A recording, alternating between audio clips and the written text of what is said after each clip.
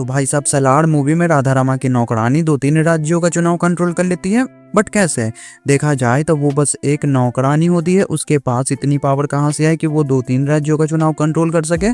तो इसका जवाब हमें मूवी में ही मिल जाता है, जिस पर कि बहुत से लोगों ने ध्यान नहीं दिया होगा। मूवी में हमें ऐसा दिखाया जाता है कि खानसार को सरकार की नज़रों से दूर रखने के लिए खानसार के ही कुछ लोग इंडियन पॉलिटिकल सिस्टम को ही अपने कंट्रोल में ले लेते हैं। और ये चीज़ तब होता है जब शिव मन्नार खानसार का रूलर होता है, जिसके बाद ये सिलसिला चलता रहा होगा। शिव मन्नार के बाद राज मन्नार, और राज मन्नार के सबसे ज़्यादा क्लोज होती है राधा रमा, जिसे कि इन सभी चीज़ों के बारे में बहुत अच्छे तरह से पता होगा कि अगर वो चाहे तो वो पॉलिटिक्स ज्वाइन कर सकती है, सरकार गिरा सकती है और अपनी सरकार बना सकती है। जैसा कि मूवी में हमें दिखाया भी गया है, 2010 में जब देवा खानसार में आता है तब राधा रमा का कनेक्शन किसी भी पॉलिटिकल पार्टी से दूर दूर तक नहीं होता है। बट मूवी में 7 साल बाद यानी कि 2017 वाले टाइमलाइन में हमें ऐसा दिखाया जाता है कि राधा रमा की नौकरानी अकेले ही 2-3 राज्यों का चुनाव कंट्रोल कर लेती है, जिसके पीछे का रीजन तो मैंने आपको बता ही दिया। नेक्स्ट मूवी में हमें ऐसा दिखाया जाता है कि राधा रमा वर्धा से नफरत करती है, वो वर्धा को मारना चाहती है और शायद इसीलिए अब उन दोनों के बीच में कोई भी कनेक्शन नहीं है, इसीलिए वर्धा खानसार की गद्दी संभाल रहा है और राधा रमा आज ऐसी हालत में है। बट इन सभी चीज़ों के बीच में नोटिस करने वाली बात ये होती है कि खानसार की सील वाली गाड़ी को राधा रमा की नौकरानी भी कंट्रोल कर रही है कि उस गाड़ी को कहाँ जाना है, माल कहाँ पहुँचाना है, वगैरह वगैरह। और उस गाड़ी को रोके जाने पर खानसार में भी ये खबर चली जाती है कि खानसार की सील वाली गाड़ी को रोका गया है। मतलब कुल मिलाकर अगर राधा रमा और वर्धा के बीच में कोई भी कनेक्शन नहीं है तो राधा रमा इस सील वाली गाड़ी का इस्तेमाल कैसे कर रही है, जिसे कि देवा ने बनाया था खानसार के लिए और वर्धा के लिए। नेक्स्ट ये बंदा इस सीन में देवा का मजाक उड़ाता है कि वो उसको ऐसे करके मारेगा, वो उसको वैसे करके मारेगा, क्योंकि उसे देवा के सच्चाई के बारे में पता नहीं होता है, क्योंकि उसने आज तक देवा को किसी से लड़ाई करते हुए तो दूर बहस करते हुए भी नहीं देखा था, इसीलिए वो उसका मजाक उड़ाता है। बट देवा जब सच में उसे मारता है तब देवा के मारने का स्टाइल बिल्कुल वैसा ही होता है जैसा कि इस बंदे ने इस सीन में मजाक उड़ाते हुए उसे करके दिखाया था। मतलब डिटेलिंग हो तो वैसी मान गए Prashanth Neel. Next KGF movie में हमें देखने को मिलता है कि जब रॉकी फाइट करने जाता है तब पीछे से कुछ बच्चे शोर मचा रहे होते हैं जैसे कि उनके सामने कोई सिनेमा चल रहा हो। और ये सेम चीज हमें सलार मूवी में भी देखने को मिल जाता है। जब मूवी में पहली बार देवा को फाइट करते हुए दिखाया जाता है तब ये सभी बच्चे ठीक वैसे ही शोर मचाते हुए नजर आते हैं जैसा कि हमने केजीएफ मूवी में देख रखा है। नेक्स्ट मूवी में राज मन्नार का बेटा होने के बावजूद वर्धा को काफ़ी ज़्यादा स्ट्रगल करते हुए दिखाया गया है कि ये लोग उसे कितनी ख़राब तरह से ट्रीट करते हैं, यहाँ तक कि राज मन्नार भी उससे ज़्यादा कुछ अपनापन नहीं रखता है, जिसके पीछे का रीज़न ये होता है कि राज मन्नार को ऐसा लगता है कि वर्धा ने दिए हुए मोल का सम्मान नहीं किया, यानी कि उसके कड़े का उसने अपने कड़ा बचपन में ही देवा और उसकी माँ को बचाने के लिए रंगा के बाप को दे दिया था। और यही रीज़न है कि आज वर्धा के पास किसी भी तरह की कोई भी पावर नहीं है, इसीलिए मूवी में जिसके भी मन में जो भी आता है वो वर्धा के साथ करके निकल जाता है, क्योंकि उन्हें यह पता होता है कि वर्धा उनका कुछ नहीं बिगाड़ सकता। बट जैसा कि ये सब कुछ देवा की वजह से शुरू होता है, इसीलिए उसे खत्म भी देवा ही करता है। वर्धा देवा के लिए अपना कड़ा फेंक देता है और उसकी माँ को बचाने के लिए, जिसके 25 साल बाद जब देवा फिर से खानसार आता है तब वो वर्धा को सिर्फ उसका कड़ा नहीं लौटाता है बल्कि देवा उसे पूरा खानसार जीत कर देता है, जिसकी वो बचपन से ही सपने देखा करता था। नेक्स्ट मूवी के इस सीन में हमें मूवी के सभी कैरेक्टर्स के बारे में बताया जाता है। वर्धा कौन है, राधा रमा कौन है, देवा कौन है।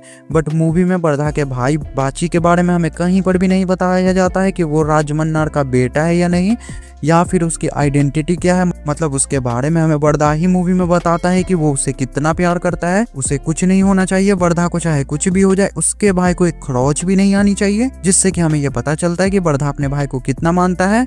बट इन सभी चीजों के बीच में नोटिस करने वाली बात ये भी होती है कि बाची के बारे में हमें मूवी में ज्यादा कुछ क्यों नहीं दिखाया गया है। यहाँ तक कि जब मूवी में हमें वर्धा और देवा के बचपन को दिखाया जाता है तब भी मूवी में कहीं पर भी वर्धा के भाई का जिक्र नहीं होता है। बस मूवी की एंडिंग में जब बाची देवा के बारे में वर्धा को ये बोलता है कि बचपन में उसका एक नाम रखा था ना, वो क्या था भाई, उससे हमें पता चलता है कि बाची वर्धा के साथ बचपन से है। बट वो राज मन्नार का बेटा है या नहीं उसके बारे में हमें कहीं पर भी नहीं बताया जाता है। बाकी आपको अगर इस बारे में कुछ भी पता हो तो मुझे कमेंट बॉक्स में बताना ना भूलें। नेक्स्ट इस सीन में राधा रमा की नौकरानी कुछ ज्यादा ही वायलेंट बिहेव करने लगती है कि कौन है जिसने उस सील को रोका, वो मारकाट करने की बात करने लगती है, वो उसके टोटे टोटे करने की बात करती है, या शायद वो कुछ ऐसी टाइप के वर्ड का इस्तेमाल करती है जो कि मुझे समझ नहीं आता है, बट वो कुछ ऐसा ही बोलती है है, जबकि उस सील का ऑनर कोई और होता है, उसे बनाने वाला कोई और होता है। बट ये कुछ इस तरह से बोलती है जैसे कि इस सील पर सिर्फ इसी का हक है, इस सील को सिर्फ इसी के लिए बनाया गया था। मतलब कि वो ये भूल जाती है कि वो एक नौकरानी है और कुछ भी नहीं, बट फिर भी वो अपने भावनाओं में बह जाती है, जो कि मुझे ऐसा लगता है कि ये थोड़ा ज़्यादा हो गया। नेक्स्ट मूवी में जब हमें बिलाल खानसार के पास्ट के बारे में बताता है कि 2010 में खानसार में क्या हुआ था, तब हम इस बंदे को, जिसका नाम हजारे है, उसे हम रुद्रा के साथ नोटिस कर सकते हैं कि वो हर समय रुद्रा के साथ होता है, उसकी बॉडीगार्ड की तरह। बट जब मूवी 2017 वाली टाइमलाइन में चल रही होती है, तब बिलाल हमें ये बताता है कि राधा रमा की नौकरानी ओमकारी माँ के 2 गोरखे हैं, यानी कि उसके 2 खास आदमी बेधा और हजारे।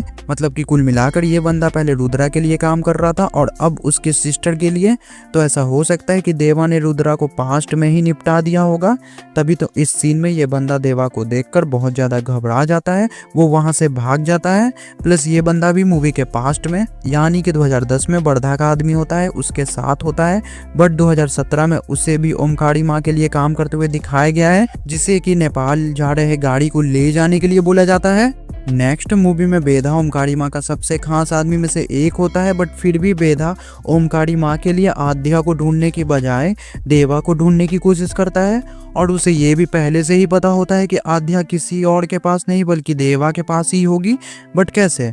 मतलब कुल मिलाकर बेधा ओमकारी माँ का सबसे खास आदमी होता है और ओमकारी माँ का ये ऑर्डर होता है कि आद्या को किसी भी हाल में पकड़ा जाए। बट फिर भी ये बंदा आद्या को छोड़कर देवा का पता लगाने की कोशिश करता है, जिसके पीछे जरूर कोई ना कोई रीजन रहा होगा। ये बंदा 7 साल से देवा को क्यों ढूंढ रहा है? क्या ये वो अपनी मर्जी से कर रहा है या फिर किसी रीजन की वजह से, या फिर देवा के पीछे बेधा को किसी और ने लगाया उसे ढूंढने के लिए? तो इसका जवाब शायद हमें मूवी के सेकंड पार्ट में मिले, अभी तो हमें ऐसा कुछ भी नहीं दिखाया गया है।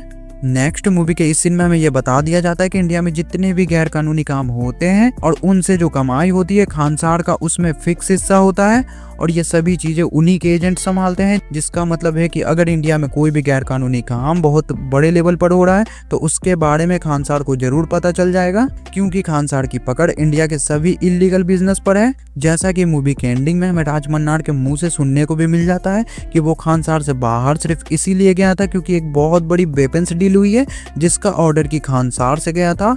मतलब कुल मिलाकर जिस भी चीज का जिक्र मूवी में किया गया है उस चीज को हमें मूवी में जरूर दिखाया गया है, जिसके लिए प्रशांत नील की जितनी तारीफ की जाए उतनी कम है। मतलब डिटेलिंग हो तो ऐसी मान गए सर। तो इसी के साथ हम वीडियो को यहीं पर खत्म करते हैं, बट बहुत ही जल्द हम मिलेंगे किसी नेक्स्ट वीडियो में। तब तक के लिए वीडियो अच्छा लगा तो वीडियो को लाइक करें, वीडियो कैसी लगी कमेंट करें, चैनल को सब्सक्राइब करें। बाय।